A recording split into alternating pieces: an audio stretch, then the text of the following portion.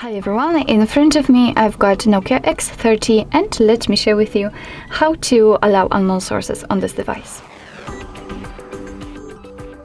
So first of all we have to enter the settings and now tap on apps. They should be on the third position.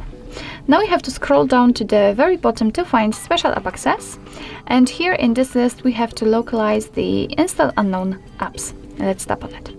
And as you can see right here, we've got the options, and the apps which are allowed or not allowed to install some content.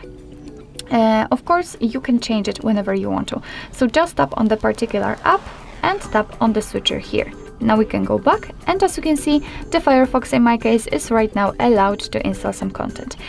Be aware that you're doing it on your own responsibility. Some third-party apps aren't verified by the developer, so you may put your data and actually whole device at risk by allowing some apps to install some content. So remember about that and be really careful.